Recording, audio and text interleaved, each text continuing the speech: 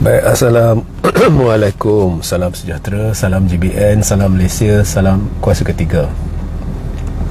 Jadi jika audio jelas, boleh tolong maklumkan kepada saya, ya, semua orang, dan nyatakanlah anda dari mana. Kuala Kangsar, okey, macam tu, saya nak tahulah. Dan jika ada komen-komen membina, saya dah pesan, ya, mulai sekarang beri komen tersebut, ya, apa yang anda harapkan buat negara ni, sebab saya akan buat satu kompilasi yang seterusnya akan saya terbitkan, ya. Okey. So hari ini live saya ringkas, ya. Tajuk dia musuh terbesar Datuk Seri Anwar Ibrahim, ya, tak lain tak bukan mulut dia sendiri. Okey, jadi kita dah lihat, ya, dalam media sosial satu kesedaran luar biasa yang menyeluruh, ya. Jadi bila saya sebut, anda pun boleh tahu saya bercakap benar, iaitu ramai sudah mula komen bahawa Anwar ni pandai buat satu benda je, bercakap. Cakap sini, cakap sana, cakap. Lepas tu habis bercakap lagi. Bercakap lagi, cakap sini, cakap sana, cakap berbuih-buih. Tapi cakap lain, buat lain, ya. Janji dicapati. Jadi rakyat sedar, rakyat lihat. Dan ini menyeluruh. Ini anda tidak perlu percaya kepada saya, anda pun bila dengar anda tahu. Okey, ini masalah Anwar. Dia bercakap pandai, berpidato pandai. Jadi ada pernah saya baca lah, saya tak nak sebut kat mana, tapi pernah saya baca, saya ingat lagi saya baca ada seorang buat perbandingan dengan Hitler. Hitler, kalau anda tak tahu, anda boleh rujuk di Google, especially generasi muda, anda boleh rujuk, anda bacalah Hitler. Jadi kelebihan Hitler, diktator dalam masa perang dunia tu, adalah bercakap. Dia ada kebolehan, dalam bahasa Inggeris kita kata to mesmerize the crowd, to hypnotize the crowd. Bila dia bercakap, orang semua jadi teruja. Masa tu perang. Tapi jadi dia pandai berpidato.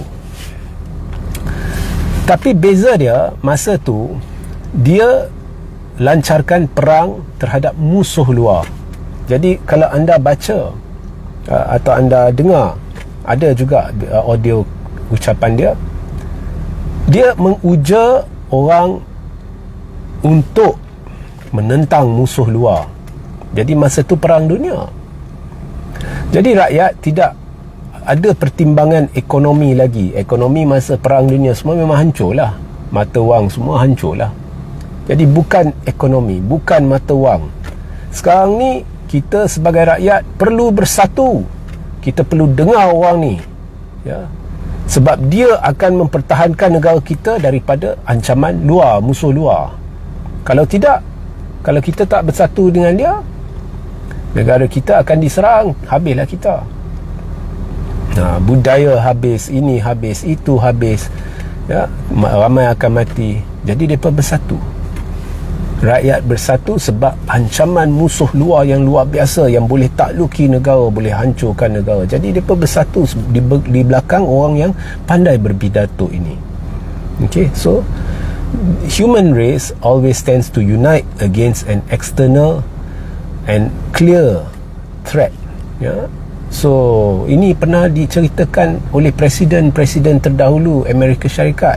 Malah saya masih ingat Ronald Reagan pernah buat satu ucapan yang luar biasa. Dia kata, andai kata ada serangan bukan dari negara lain tapi dari dunia lain, dia katakan ada makhluk asing, rakyat dunia akan bersatu. Jadi bila ada ancaman luar, orang akan bersatu. Jadi mana-mana pemimpin pada ketika itu yang pandai bercakap, lantang bercakap, berpidato, memang akan dapat sokongan. Jadi masa Anwar pembangkang, benda ni bolehlah dia guna strategi ni. Sebab apa yang dia perlu buat ialah dia perlu kritik sahaja semua di luar Pakatan Harapan. Ini tak betul, itu tak betul, awak akan hancur, ini musuh kita. Penyelesaian dia tak payah bagi, dia hanya perlu kritik. Ringgit jatuh, mereka tidak tahu apa nak lakukan, mereka tidak ada pengalaman, hanya kritik, tak ada penyelesaian diberi. Macam mana mereka nak naikkan ringgit, macam mana kalau mereka jadi kerajaan, mereka nak selesaikan keadaan, tak ada. Sama macam Rafizi, bercakap saja, ringgit tengah jatuh, ini adalah tanggungjawab kerajaan. Macam mana boleh ada menteri dia tidak boleh beri sebab mengapa ringgit jatuh, kritik sahaja, tak ada penyelesaian diberikan. Dia bercakap, cakap. Jadi dia jadikan semua di luar Pakatan Harapan ni musuh mereka. Tapi bezanya mereka tidak mampu satukan rakyat, sebab mereka tuding jari kepada Perikatan Nasional PAS bahawasanya mereka sedang menunggang agama. Dia petuding jari. So semestinya lah Melayu akan lihat, okey, mereka kata PAS ni tunggang agama, baiklah kita pun nak dengar apa PAS kata, kita pun nak dengar apa Perikatan Nasional kata. Jadi bila Melayu dengar, ini bukan tunggang agama, mereka ni tengah perjuangkan agama, mereka ni tengah perjuangkan untuk pastikan orang Melayu tidak tertipu dengan mana-mana pihak lain yang ingin memutahbelit agama. Mereka puati, ini memang tuntutan agama, ini memang tuntutan bangsa untuk penyatuan. Kita ada hak bersatu. Jadi kalau orang Cina boleh bersatu, masa kan kita tak boleh bersatu? Jadi akhirnya apa yang Rafizi Anwar buat sebelum masa jadi pembangkang ialah mereka bukan satukan rakyat menentang ancaman luar, mereka satukan bukan Muslim menentang Muslim. Ya, ini that's the net result lah. Ini adalah kesan daripada apa yang mereka buat. Kalau ancaman luar, ialah rakyat bersatu, ini bukan ancaman luar, ini mereka kira ancaman dalam lah. Sesiapa yang bukan dari Pakatan Harapan, semuanya musuh, semuanya tunggang agama. Tun Mahathir, dia tunggang agama. Baru-baru ni mereka kata Tun Mahathir sedang memainkan sentimen perkauman. Kemudian orang Melayu akan lihatlah, okey, kita nak tahu Mahathir ni ancaman ke tidak. Jadi mereka dengar proklamasi Melayu, okey, mereka baca. Orang Melayu sekarang bukan orang kampung tau, mereka boleh baca, mereka boleh fikir, ya, bukan orang kampung dulu-dulu yang mungkin tidak berpendidikan. Itu zaman dulu, berpuluh tahun dulu. Sekarang ni semua handphone ada, smartphone ada, mereka boleh tengok video terkini, ya, anak-anak beli untuk mak ayah, mereka bijak. Mereka tengok, baca, proklamasi Melayu ni, ini pertahankan orang Melayu, ini memperjuangkan penyatuan ummah. Tak mana benda ni jadi ancaman. Jadi kemudian orang Melayu, Anwar ni dia Melayu tapi dia betul-betul Melayu ke ni? Dia betul-betul pertahan orang Melayu ke ni? Ataupun mungkin dia sendiri dah tak mahu orang Melayu bersatu, mungkin dia sendiri nak orang Melayu berpecah. Jangan-jangan ni angkara DAP. Jadi mereka akan sisihkan orang Melayu Islam dan satukan orang Cina. Jadi penyatuan yang akhirnya tercapai menerusi pidato Anwar Ibrahim, sikap dia yang pandai bercakap ialah memecah belahkan rakyat negara ni kepada dua kumpulan, Muslim dan bukan Muslim. Dan anda tahu Muslim majoriti. Jadi rancangan mereka untuk mempergunakan Anwar sebagai champion pidato untuk cakap sini, cakap sana, sebenarnya telah melantun balik kepada mereka. It backfired. Apa yang terjadi bukannya seperti zaman Hitler, iaitu kita lawan musuh luar, rakyat bersatu padu. Apa yang terjadi di sini ialah dia cuba lawan musuh yang direka. Kononnya musuh ni penunggang agama, tetapi akhirnya mereka berjaya memecah belahkan negara ni kepada dua kumpulan, Muslim versus non-Muslim.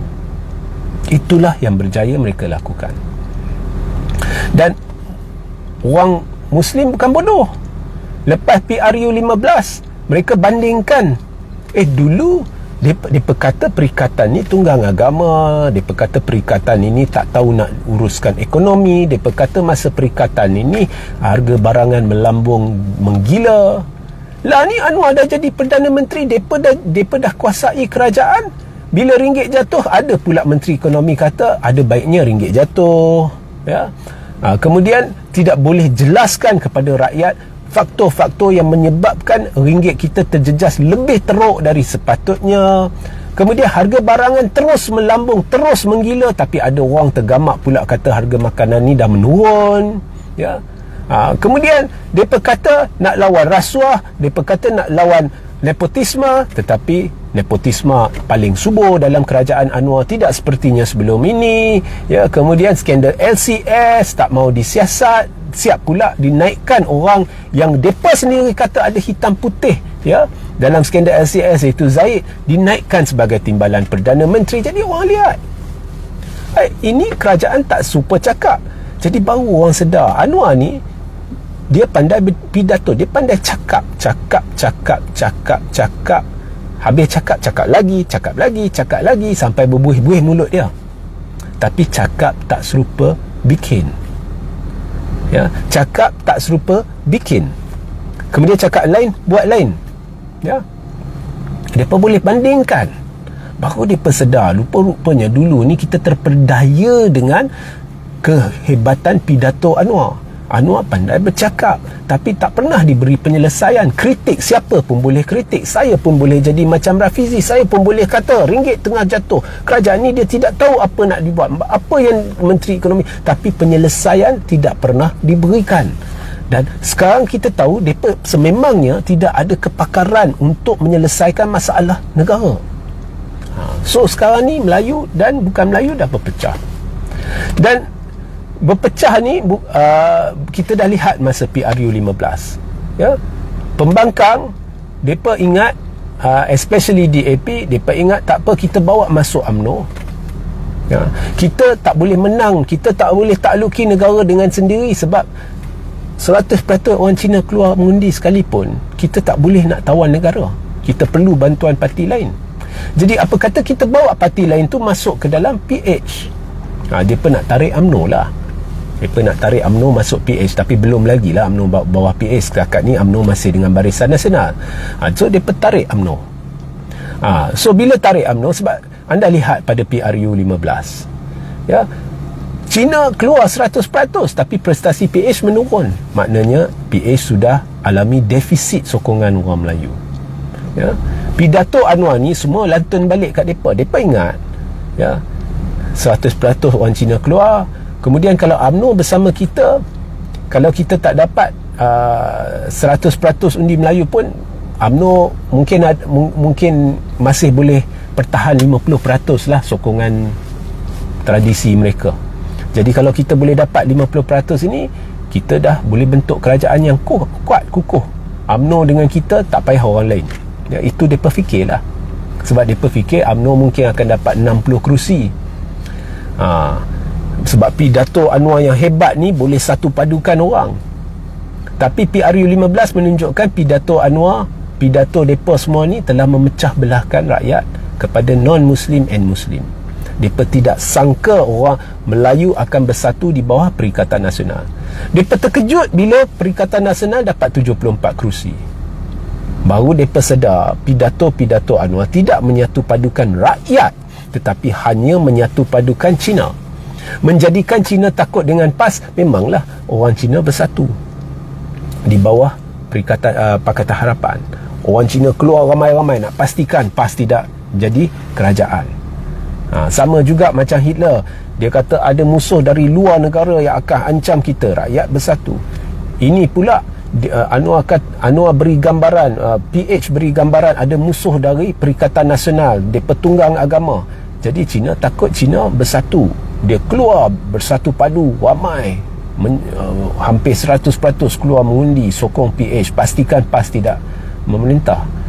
Tetapi apa yang PH tidak jangka ialah retorik Anwar, retorik sama yang telah menyatu padukan orang Cina, memastikan 100% orang Cina keluar ni. Retorik sama itulah yang telah menyatu padukan Melayu di bawah Perikatan Nasional. So jadi Anwar, Rafizi semua ni sebenarnya telah bantu dalam penyatuan Melayu Islam di bawah bumbung besar pembangkang. Dan mereka terus membantu kerana mereka terus tidak sedar benda ni. Mereka duk ingat pidato Anwar ni akhirnya akan membuka mata orang Melayu Islam menentang Perikatan Nasional. Ia makin menyatu padukan Melayu Islam di bawah Perikatan Nasional. Jadi kita tak boleh nak kata Anwar tidak ada peranan dalam penyatuan Melayu Islam. Anwar sebenarnya dalam usaha dia untuk meruntuhkan pemimpin-pemimpin Perikatan Nasional, tanpa disedari dia telah menolak semua orang Melayu makin tolak ke arah pembangkang. Orang Melayu bijak, dia boleh menilai. Anwar kata Mahathir sakau berbilion ringgit jadikan anak dia kaya. Dah buat lama Anwar kata benda ni, dah berdekad Anwar kata benda ni. Jadi akhirnya bila Mahathir suruh bukti, Anwar tak mau bagi bukti. Jadi Mahathir saman. Bila saman pula Anwar minta pelanjutan. Okeylah, dia minta pelanjutan, maknanya ada bukti lah. Lepas pelanjutan, tempoh pelanjutan habis, Anwar jawab, see you in court. Jadi buat apa minta pelanjutan? Kemudian bila tanya mana bukti, dia kata, bukti ni, orang-orang Anwar kata, bukti ni takkan nak tunjuk kat luar, kita tunggu kat mahkamah. Tapi kemudian Anwar pula minta Mahathir declare asset. Jadi kalau nak main tunjuk bukti, kenapa Anwar tak tunjuk bukti? Kalau Anwar tunjuk bukti, sekaligus kita akan tahulah aset Mahathir tak mana. Orang lihat. Jadi mulut Anwar membinasakan diri dia. Jadi orang mula sedar Anwar ni sebenarnya dia tak ada bukti apa menentang Mahathir. Dia hanya hendak runtuhkan Mahathir menerusi fitnah. Jadi bila Anwar dah kena teruk dalam isu ni, kemudian ditimbulkan pula siasatan terhadap Tun Mahathir. Isu dia proklamasi Melayu. Tapi orang Melayu lihat, takkan nak siasat Tun Mahathir berhubung proklamasi Melayu, sedangkan itu adalah hak orang Melayu, tuntutan agama, tuntutan bangsa untuk bersatu. Jadi makin besar gelombang penyatuan. Sebab apa? Sebab mulut Anwar Ibrahim. Dia tidak sedar mulut dia adalah musuh terbesar dia. Mulut dia telah membantu menyatu padukan orang Melayu di bawah bumbung pembangkang. Mulut dia adalah sebab, dan bukan hanya mulut dia, mulut Rafizi, mulut depa semua ni adalah sebab sekarang negara kita terbahagi kepada Muslim versus non-Muslim.